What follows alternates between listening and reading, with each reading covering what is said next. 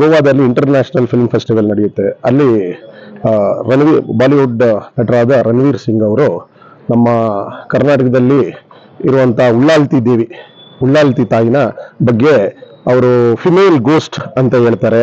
ಆಗ ರಿಷಬ್ ಶೆಟ್ಟಿರವರು ಅವ್ರನ್ನ ಕೇಳ್ಕೊತಾರೆ, please don't say that ಅಂತ ಹೇಳ್ತಾರೆ.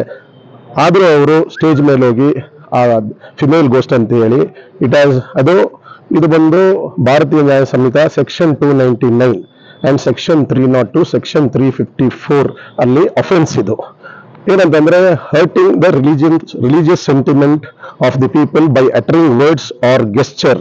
ಇದು ಬಂದು ಕ್ರಿಮಿನಲ್ ಅಫೆನ್ಸ್. ಇದಕ್ಕೆ ಬಂದು up to 3 years 1 year every ಸೆಕ್ಷನ್ಗೆ up to 1 year 2 years 3 years imprisonment ಇದೆ ಅಂಡ್ ಫೈನ್ ಇದೆ ಆರ್ ಬೋತ್ ಅಂತ ಇದೆ. ಅದರಿಂದಾಗಿ ಇವ್ರ ಮೇಲೆ ನಾನು ಹೈಗ್ರೌಂಡ್ಸ್ ಪೊಲೀಸ್ ಸ್ಟೇಷನ್ ಅಲ್ಲಿ ಒಂದು FIR ಮಾಡಬೇಕು ಅಂತ ಹೇಳಿ ಈ ಸೆಕ್ಷನ್ಸ್ ಅಲ್ಲಿ ಕಂಪ್ಲೇಂಟ್ ರಿಜಿಸ್ಟರ್ ಮಾಡಿದ್ದೀನಿ.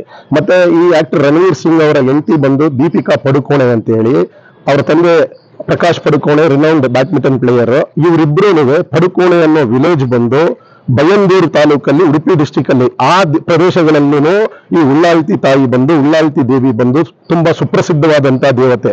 ಸೊ ಅದರಿಂದಾಗಿ ಇವನು ಈ ಆಕ್ಟರ್ ಅಟ್ಲೀಸ್ಟ್ ಆ ಮಿನಿಮಮ್ ಕಾಮನ್ ಸೆನ್ಸ್ ಬೇಕಿತ್ತು ಇವನಿಗೆ. ಅಟ್ಲೀಸ್ಟ್ ಯಾಕಂದ್ರೆ ಸಬ್ ಟೈಟಲ್ಸ್ ಇರುತ್ತೆ, ಅದು ಹೆಣ್ಣು ದೇವನ ಇಲ್ಲ ಹೆಣ್ಣು ದೇವರ ಅಂತ ಒಬ್ಬ ದೊಡ್ಡ ನಟನಾಗಿ ಅವನಿಗೆ ಪರಿಜ್ಞಾನ ಬೇಕಾಗಿತ್ತು. ಸೊ ಅದು ಆಗಿಲ್ಲ. ಅದರಿಂದಾಗಿ ನಾವು ಇವ್ರ ಮೇಲೆ ಕಂಪ್ಲೇಂಟ್ ಇವ್ರ ಮೇಲೆ FIR ಮಾಡಬೇಕು ಅಂತ ಹೇಳಿ ಕಂಪ್ಲೇಂಟ್ ಲಾಂಚ್ ಮಾಡಿದೀವಿ. ಮತ್ತೆ ಇವರು ಸೋಷಿಯಲ್ ಮೀಡಿಯಾದಲ್ಲಿ ಈ ತರ ಮಾತಾಡಿ ಅಪಾಲಜಿ ಕೇಳಿದ್ದಾರೆ.